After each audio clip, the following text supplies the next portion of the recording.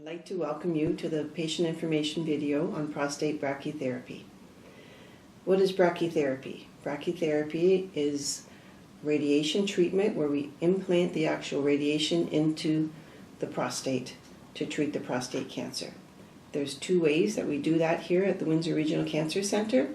The first is I-125 prostate brachytherapy, which is a permanent radioactive seed implant, and the other way is we call HDR or high dose rate brachytherapy. It's a temporary implant and it's a higher dose. Your doctor at the time of your consultation would advise you which would be the best way to do, the best procedure for you to have. And you would have received a booklet for the permanent seed implant that looks like this, or for the HDR booklet that looks like this. Once you had made your decision to have the brachytherapy, you would receive a schedule in the mail that has a date for your procedure, a date for what we call a volume study or an ultrasound of the prostate that we do in preparation for the treatment, and the hospital as well would call you for pre-admission that we do generally a week ahead of time to get everything else ready. Okay, so what we're going to review today is what you need to do to get ready for the procedure, what happens during, and what to expect afterwards. So the first thing that happens is usually the volume study. Sometimes we will schedule this just for an assessment to check out the size of the prostate, or most often it's done just soon prior to the procedure, generally about 2 to 3 weeks before the procedure, and the information we gather at the volume study we use to prepare the plan for your treatment. You will receive instructions. There's a bit of a preparation for the volume study. To get a clear picture of the prostate, it's good if we have the bowel clear, so we ask you to take a fleet enema at home about an hour before you come for the procedure. And that day when you come, you'll meet with the nurse and the doctor. To do this procedure, they bring you into a room where we do the ultrasound, and we put you in the same position you would be in the operating room because we want the prostate to sit the same way. So you're laying on your back, your bottom's at the end of the table, and we put your feet up into stirrups.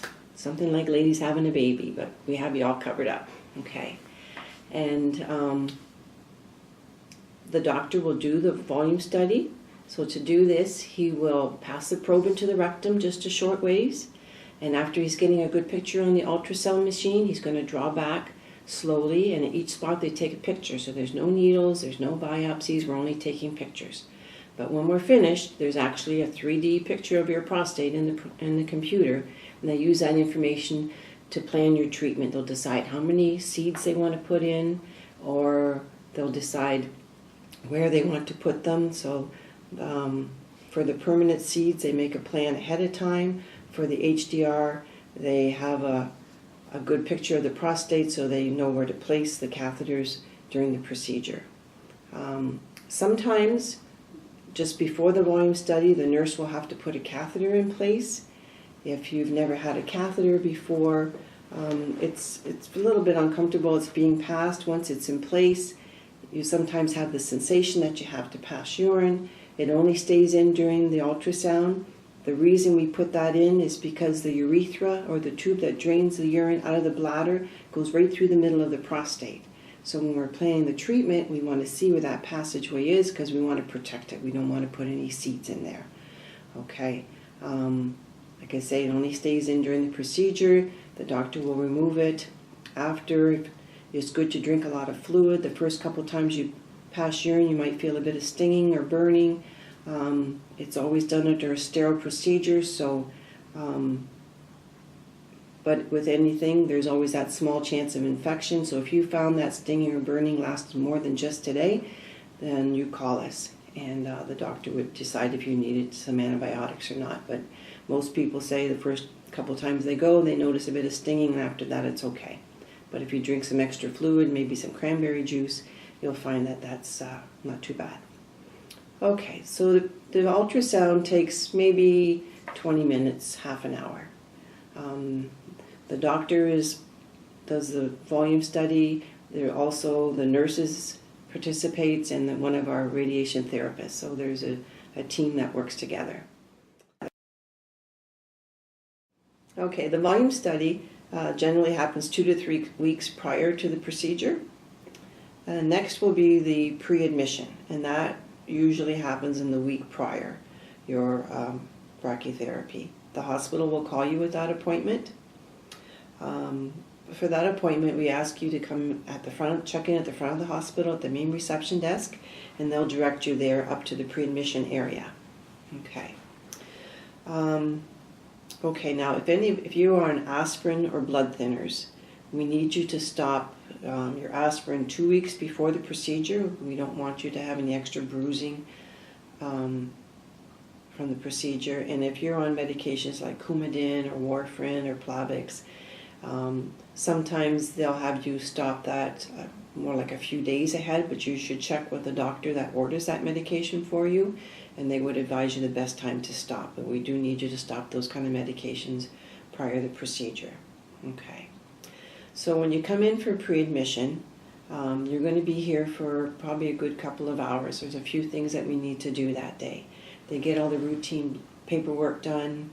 You'll have blood work, you'll have an EKG to check your heart, you'll have a chest x-ray, and you'll meet with the anesthetist. The anesthetist will assess you and decide what's the best way for you to have the anesthetic for your procedure. Very often we'll do a general anesthetic where you're put to sleep, and sometimes if you have other health issues or if the anesthetist thinks it's a better way, that we'll do a spinal anesthetic where you'll be froze. But even if they do give you a spinal, you'll have a bit of a sedative, so you won't be aware of what's really going on. Okay. Also part of the pre-admission, if you read in your booklet, we ask you to wear these support stockings during the procedure. The reason for that is that because the position that you're in for the procedure, your legs are high in supports, so we want to help with the circulation, help prevent any blood clots.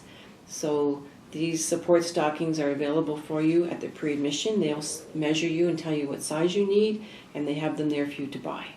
And they're usually around $13 or so. Okay, so now pre-admission as well will give you your paperwork, and they will tell you what time to arrive the morning of your procedure. They will usually ask you to come in about 2 hours before you're scheduled. So if you're booked at the 8 o'clock spot, they'll probably ask you to come in around 6. And say if you're booked at 10, you'll come in around 8. So pre-admission will give you that time. Okay. And that's the pre-admission part.